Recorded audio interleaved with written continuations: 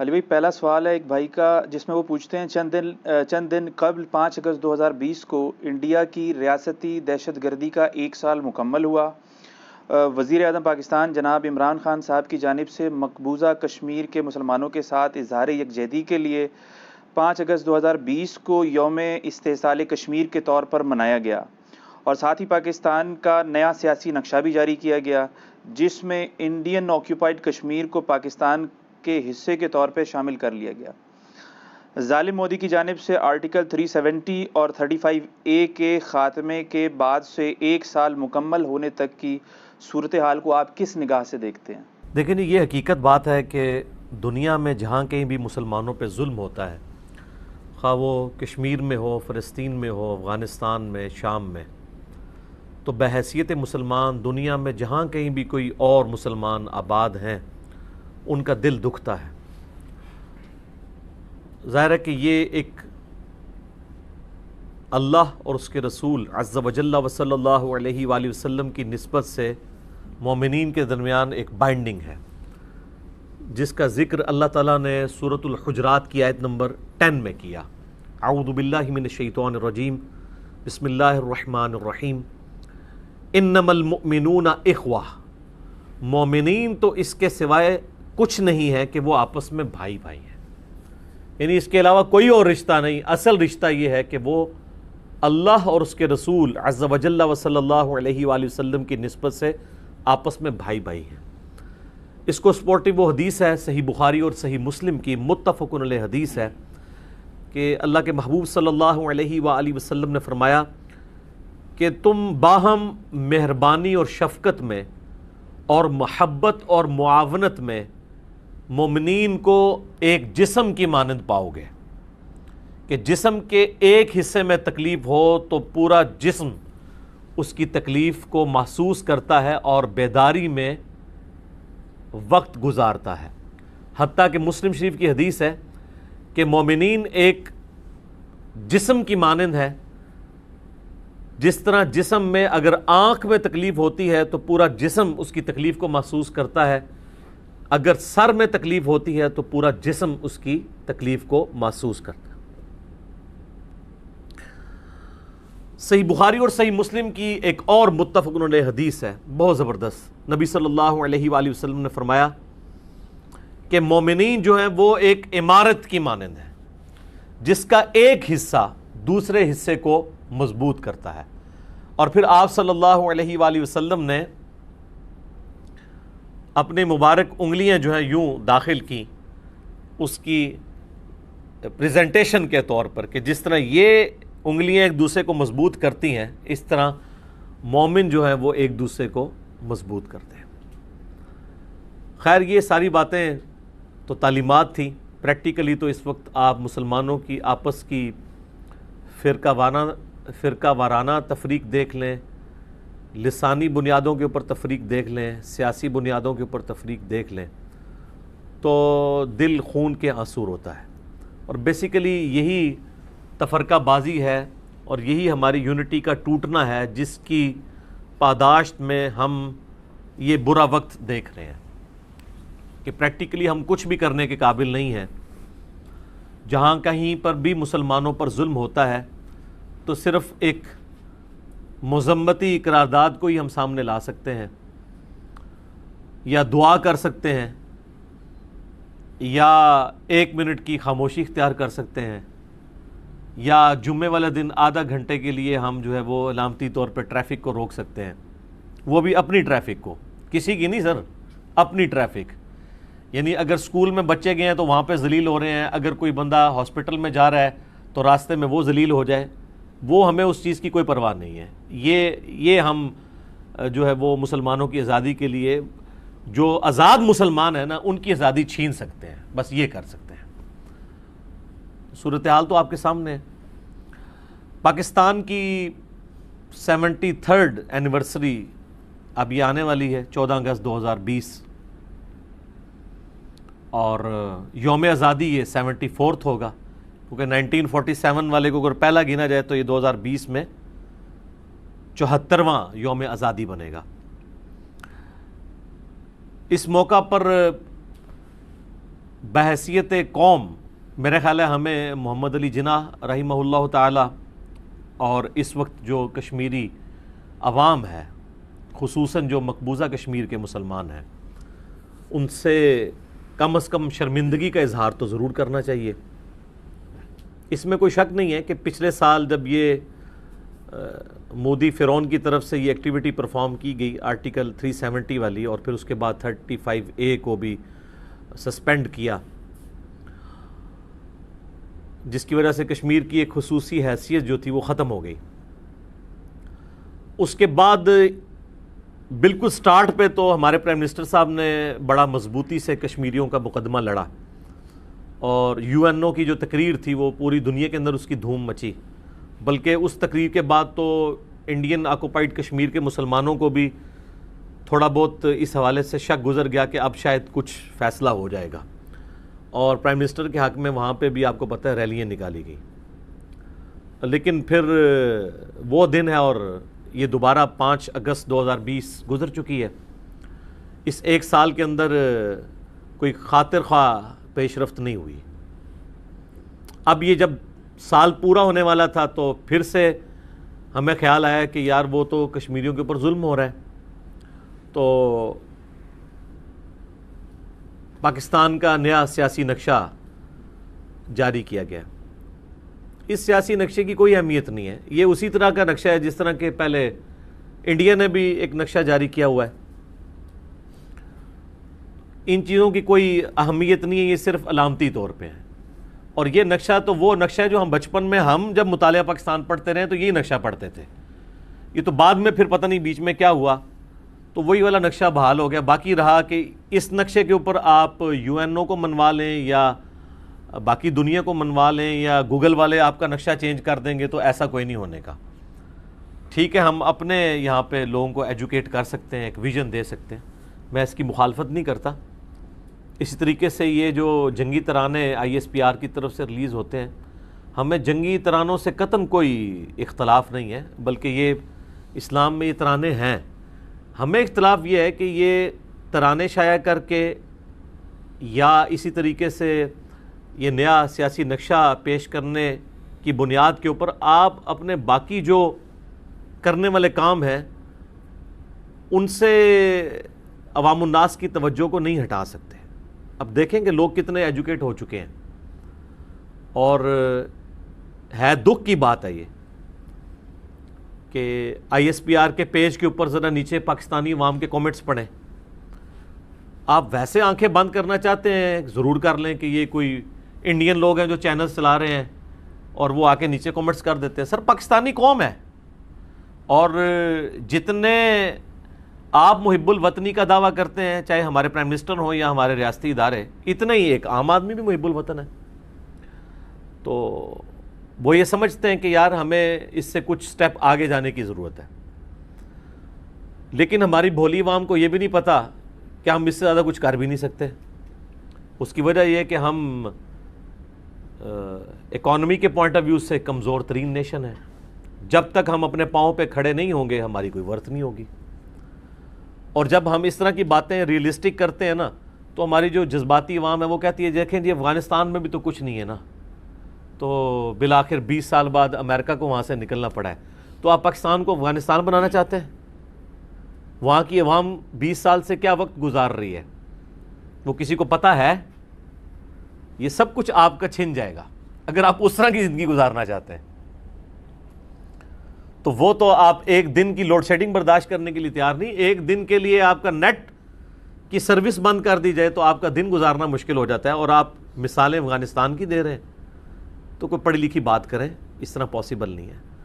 اور یہ بھی حقیقت ہے کہ انٹرنیشنلی ہمارا جو پازیٹیو پروپیگنڈا ہے نا، یہ پروپیگنڈا نیگیٹو ورڈ نہیں ہے، پازیٹیولی بھی یوز ہوتا ہے کہ آپ اپنی دعوت کو لانچ کرتے ہیں، پروپیگیٹ کرتے ہیں لوگوں میں، وہ بھی بری طرح ناکام ہوا ہے۔ اگر اس وقت چند انٹرنیشنل اخباروں میں یا چینلز کے اوپر کشمیریوں کے پوائنٹ آف ویو سے آواز بلند ہوئی ہے نا، اس میں ہماری کوششوں کا کوئی حصہ نہیں ہے، یہ ذہن میں رکھیے گا۔ ویسے ہم نے ضرور کریڈٹ لینا تو لیتے رہیں، یہ ہماری کوششوں کا کوئی حصہ نہیں ہے۔ وہ چیزیں اتنی زیادہ ہائی لائٹ ہو گئی تھیں، اور چونکہ اب میڈیا کا دور ہے اور سوشل میڈیا پہ جب چیزیں آتی ہیں تو پھر ان پہ پردہ ڈالنا مشکل ہو جاتا ہے. تھوڑی بہت ضرور کنٹریبیوشن ہوگی، لیکن جو کنٹریبیوشن عوام الناس کو ہم 70 سال سے بتا رہے تھے، اور آپ کو پتہ ہے ہماری تو ساری کی ساری جو وہ ایک جد و جہد والا معاملہ ہے پاکستان کے اندر ہمارے اس ڈیفنس سسٹم کو مضبوط کرنے کا، وہ ہے ہی انڈین بیسڈ ہے، اس اعتبار سے کہ ہم اینٹی انڈین پالیسی کو لے کے چل رہے ہوتے ہیں. اب جب کہ مشکل وقت آیا اور عوام یہ توقع کر رہی تھی کہ ہم کوئی یعنی ایکٹیویٹی پرفارم کریں گے کسی بھی اعتبار سے، جس طریقے سے کبھی کبھار انڈیا بھی پاکستان کے اوپر جو ہے وہ کوشش کرتا رہتا ہے ناکام، تو اس قسم کی کوئی کامیاب کوشش ہماری طرف سے ہوگی.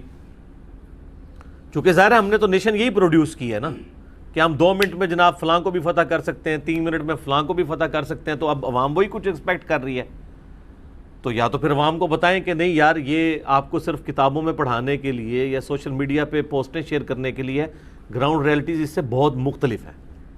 یہ بتانا اب ضروری ہوگا، ورنہ جس طریقے سے اس وقت ہمارے ریاستی اداروں کا، ہماری حکومت کا مذاق اڑایا جا رہا ہے سوشل میڈیا کے اوپر، یہ بہت بڑا لمحہ فکری ہے ریاستی اداروں کے لیے اور گورنمنٹ کے لیے بھی، اور ایک عام پاکستانی کے لیے بھی.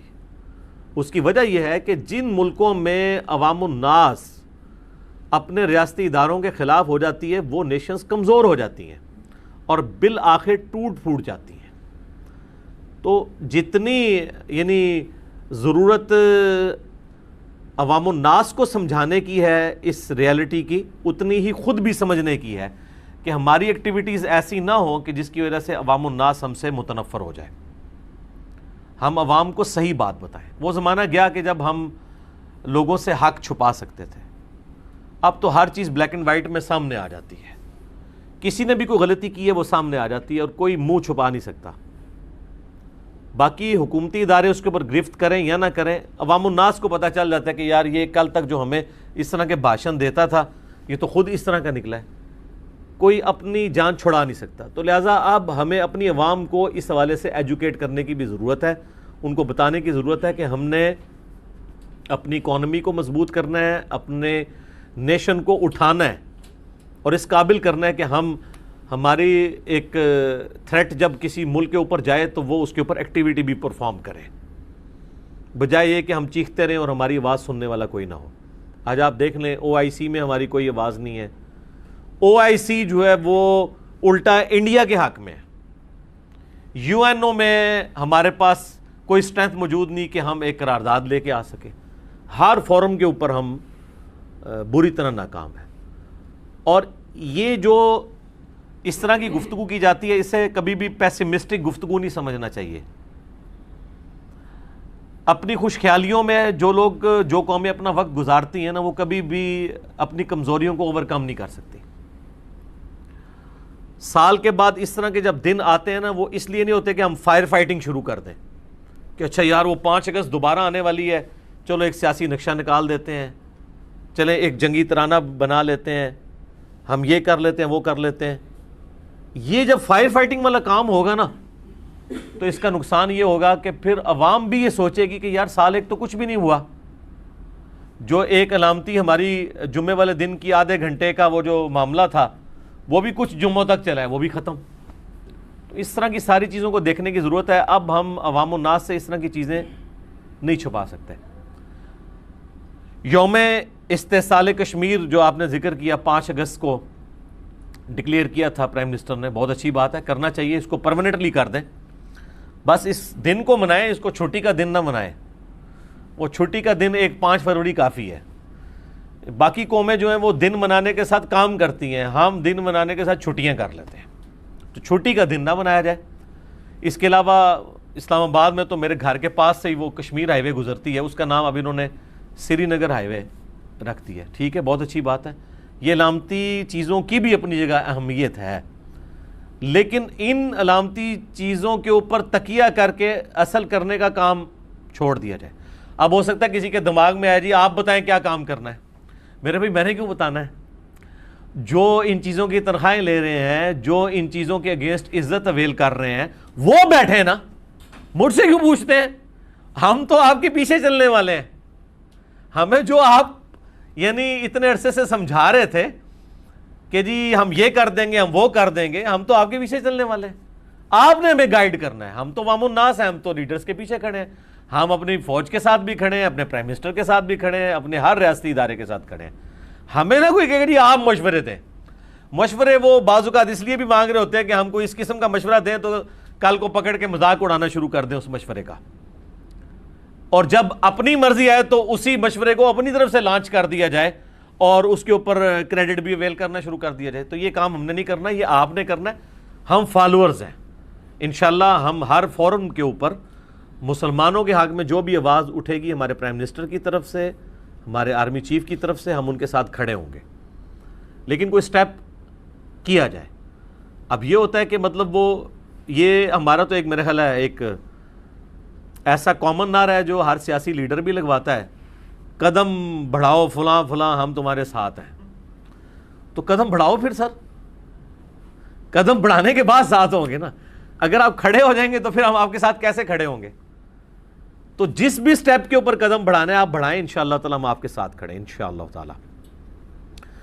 باقی یہ ہمارا جو پلیٹ فارم ہے چونکہ ایک نصیحت کا پلیٹ فارم ہے، یہاں پہ ہم نے جاگو اور جگاؤ والا کام کرنا ہے. ہم نے کوئی آرمڈ کنفلکٹ نہیں کرنا اپنے لوگوں کے ساتھ، صرف سمجھانا ہے. جو صحیح مسلم میں حدیث ہے کہ برائی دیکھو تو ہو سکے اپنے ہاتھ سے روکو. اب یہ ہاتھ سے روکنے کا کام حکومت وقت کا ہوتا ہے، ریاستی اداروں کا. اس کے بعد کہا گیا اگر ہاتھ سے نہیں روک سکتے تو اپنی زبان سے روکو. یہ کام ہے جو وائزین کا ہے، علماء کا ہے، تھنکرز کا ہے. اور اگر زبان سے بھی نہیں روک سکتے تو کم از کم دل میں اسے برا جانو. لیکن پھر کہا گیا ذالک اضعف الایمان، یہ ایمان کا سب سے لوئسٹ درجہ ہے کہ کوئی شخص برائی کو دل میں برائی سمجھے. تو یہ جو سب سے لوئسٹ درجہ ہے نا، یہ تو بزدل لوگوں کا رکھنے کا کام ہے. جو اہل ایمان ہیں وہ کم از کم زبان سے برائی کو برا کہیں گے، اور جو طاقت رکھتے ہیں وہ ہاتھ سے بھی رکھیں گے. چونکہ ہمارا پلیٹ فارم یہ دعوت و تبلیغ کا پلیٹ فارم ہے، اس میں ہم ریٹن میں کر سکتے ہیں یا اپنی زبان سے کر سکتے ہیں. دل والا معاملہ تو ظاہر ہے پھر وہ ایک منافقت کی طرف لے جانے والا عمل ہے، کیونکہ کہا گیا اس کے بعد کوئی ایمان ہی نہیں ہے. تو والا معاملہ تو چھوڑ دیں. ایٹ لیسٹ انسان کو گونگا شیطان نہیں بننا چاہیے، سچائی کی بات ضرور کرنی چاہیے. اور میں گورنمنٹ سے بھی ریکویسٹ کروں گا، ریاستی اداروں سے بھی، کہ جو لوگ بھی آپ کی کمزوریوں کو ہائی لائٹ کرتے ہیں اور وہ پاکستانی ہیں، ان کے اوپر کبھی بھی غدار وطن کا لیبل نہ لگایا کریں. وہ بھی وطن سے اتنی محبت کرتے ہیں، اور شاید ان میں سے کئی لوگ آپ سے زیادہ کرتے ہوں، کیونکہ آپ میں سے کئی لوگ اتنی ساری فیسلٹیز کو اویل کر کے بھی اتنا کام نہیں کر رہے ہوتے جو دوسرے لوگ اپنی جان سٹیک پہ لگا کے وہ کام کر رہے ہوتے ہیں. تو اس اعتبار سے وہ زیادہ انپٹ دے رہے ہوتے ہیں. تو کبھی بھی کسی کے اوپر اس طرح کا لیبل نہ لگایا جائے، بلکہ ہمدردی کے ساتھ دیکھا جائے ہر ایک کو. پھر ہر شخص کا ایک ٹریک ریکارڈ موجود ہوتا ہے کہ ہاں جی اس نے کس موقع پہ کیا کہا، کس موقع پہ کیا کہا. آج کل کے دور میں کسی کو غدار وطن ثابت کرنا کوئی مشکل کام نہیں ہے. یہ سی سی ٹی وی کیمرے کا دور ہے، یہ فونوں کی ریکارڈنگ کا دور ہے، یہ اسمارٹ فونز کا دور ہے. ہر بندے کی ہر ایکٹیویٹی کے اوپر نظر رکھی جا سکتی ہے. اس کی جائیداد کتنی ہے، اس کا بینک بیلنس کیا ہے، اس کے پاس بلیک منی وائٹ منی کے اعتبار سے ریکارڈ کسی کا ڈیپ ڈگ کروانا ایک عام بندے کا کوئی مشکل کام نہیں ہے ریاستی اداروں کے لیے. ہماری پولیس کے پاس اس طرح کی فیسلٹیز آ گئی ہیں کہ عام ایک موبائل فون ہے، وہ اس کو ٹریس کر کے پن پوائنٹ اس بندے کی لوکیشن تک پہنچ جاتے ہیں. تو جب اتنی ساری آپ کے پاس کمپیٹنسیز موجود ہوں، اس دوران اگر آپ کسی کے اوپر غدار وطن کا الزام لگاتے ہیں تو 2 منٹ میں اسے پروف ہونا چاہیے کہ وہ آپ پروف کر سکیں عدالت کے سامنے. اور اگر آپ یہ نہیں کر سک رہے تو معذرت کے ساتھ پھر یہ قوم کے ساتھ دشمنی ہے کہ جو آپ کی غلطی ہائی لائٹ کرے اس کو آپ غدار وطن کہتے ہیں. اور آپ دیکھیں کہ جو پولیٹیکل لیڈر اس قسم کے نعرے لگاتا ہے نا، پھر وہ اپنی زندگی میں وہی نعرے اپنے بارے میں بھی سن لیتا ہے. جس کی نمائندہ مثال یہ کلبھوشن یادیو والا ایشو ہے۔ اس ایشو کے اوپر ہماری اس وقت کی موجودہ حکومت اس وقت حکومت میں نہیں تھی، اور اس وقت کی حکومت کے بارے میں جو باتیں انہوں نے کی کہ یہ تو ملے ہوئے ہیں، یہ ایجنٹ ہیں، یہ فلاں ہیں، وہی ساری چیزیں لوٹ کے اب ان کے اوپر فٹ ہو رہی ہیں، بلکہ اس سے زیادہ بری فارم میں فٹ ہو رہی ہیں۔ اب وہ میں ٹیکنیکل بحث نہیں کرنا چاہتا، آپ سب کو پتہ ہے کہ اس وقت کیا ہو رہا ہے، اشارتاً بات کافی ہے۔ تو جب یہ چیزیں اس طریقے سے فٹ ہونی شروع ہو گئی ہیں تو اب ہم آپ والی ڈاکٹرین لے کے اب آپ کو غدار وطن کہنا شروع کر دیں تو یہ کہیں گے نہیں، ہمیں نہ دیں، ہمیں اس طرح کی بات نہ کریں۔ تو آپ کو بھی کوئی حق نہیں پہنچتا کسی دوسرے کے بارے میں یہ بات کہیں تا وقت کہ آپ اسے پروف نہ کر سکیں۔ اور آج کا دور کوئی سٹون ایج کا دور نہیں ہے کہ آپ کہیں کہ پروف کرنا بہت مشکل ہے، یہ اتنے مکار ہیں کہ یہ تو کوئی دلیل چھوڑتے ہی نہیں ہیں، اس لیے پکڑے نہیں جاتے، یہ ہو جاتا ہے وہ ہو جاتا ہے۔ نہ سر، یہ آج کل کی باتیں نہیں ہیں، اللہ کے فضل سے آج کل اس طرح کے لوگوں کو پکڑنا کوئی مسئلہ نہیں ہے، اللہ کے فضل سے الحمدللہ۔ تو یہ چند ایک گزارشات میں نے رکھنی تھی۔ باقی یہ پلیٹ فارم چونکہ ایک دعوت کا پلیٹ فارم ہے، اس میں تو ہم صرف دعا کر سکتے ہیں، اور میں آپ کو یہ تحدیث نعمت کے طور پر بتاؤں کہ الحمدللہ دنیا میں جن علاقوں میں سب سے زیادہ ہمارا دعوت و تبلیغ کا کام ہے نا، ان میں سے ایک انڈین آکوپائڈ کشمیر بھی ہے، ماشاء اللہ تعالی۔ ٹاپ آف دا لسٹ اگر 5 جگہ ہم چوز کریں نا، ان میں سے ایک ہے۔ چونکہ ہماری اکیڈمی میں رابطہ کرتے رہتے ہیں تو اس لیے مجھے فیڈ بیک ملتی رہتی ہے، ای میلز کے ذریعے، واٹس ایپس کے ذریعے۔ تو ہم اس پلیٹ فارم سے ان کے لیے دعائے خیر ہی کر سکتے ہیں۔ جو صحیح مسلم میں حدیث ہے، اللہ کے محبوب صلی اللہ علیہ وآلہ وسلم نے فرمایا، جو شخص اپنے بھائی کی غیر موجودگی میں اس کے لیے دعا کرتا ہے تو اللہ تعالیٰ ایک فرشتہ اس کے ساتھ معمور کر دیتا ہے جو اس کی دعا کے ساتھ آمین آمین کہتا رہتا ہے، حتیٰ کہ وہ فرشتہ یہ کہتا ہے کہ اے اللہ، جو کچھ اس نے اپنے بھائی کی غیر موجودگی میں اس کے لیے مانگا وہ تمام چیزیں اس کے حق میں بھی قبول کر لے۔ دیکھیں، آپ اپنے بھائی کے لیے دعا کر رہے ہیں اور فرشتہ آپ کے لیے دعا کر رہا ہے، وہی والی۔ تو یہ کتنی بڑی فضیلت ہے۔ تو میرا خیال ہے ہمیں اس دردناک اینیورسری کے موقع کے اوپر کشمیریوں کے لیے دعا کرنی چاہیے، باقی مسلمانوں کے لیے بھی، خواہ وہ افغانستان میں ہوں، فلسطین میں ہوں، چائنا میں ہوں، شام میں ہوں، جہاں کے بھی مسلمان کافروں کے ہاتھوں پٹ رہے ہیں یا مسلمانوں کے ہاتھوں، تمام کے لیے ہمیں دعا کرنی چاہیے۔ اللہم انی اسألک بانک انت اللہ لا الہ الا انت الاحد الصمد الذی لم یلد ولم یولد ولم یکن له کفوا احد والہکم الہ واحد لا الہ الا هو الرحمن الرحیم الف لام میم اللہ لا الہ الا هو الحی القیوم اللہم صلی علی محمد وعلی آل محمد کما صلیت علی ابراہیم وعلی آل ابراہیم انک حمید مجید اللہم بارک علی محمد وعلی آل محمد کما بارکت علی ابراہیم وعلی آل ابراہیم انک حمید مجید اللہم ربنا آتنا فی الدنیا حسنہ وفی الآخرۃ حسنۃ وقنا عذاب النار ربنا آتنا من لدنک رحمۃ وہیئ لنا من امرنا رشدا لا الہ الا انت سبحانک انی کنت من الظالمین اللہم اغفر لحینا ومیتنا وشاہدنا وغائبنا وصغیرنا وکبیرنا وذکرنا وانثانا اللہم من احییتہ منا فاحیہ علی الاسلام ومن توفیتہ منا فتوفہ علی الایمان آمین۔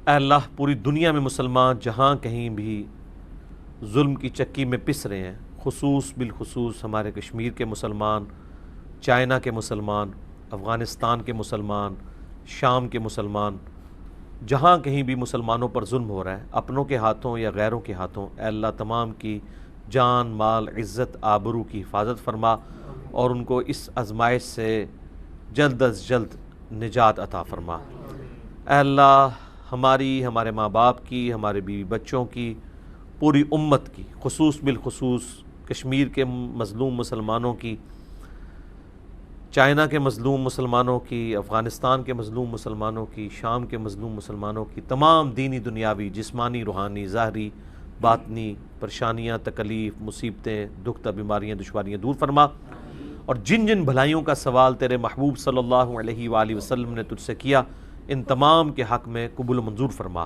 اور جن جن چیزوں کے شر سے تیرے محبوب صلی اللہ علیہ وآلہ وسلم نے پناہ طلب کی ان تمام کو ان چیزوں کے شر سے اپنی پناہ عطا فرما۔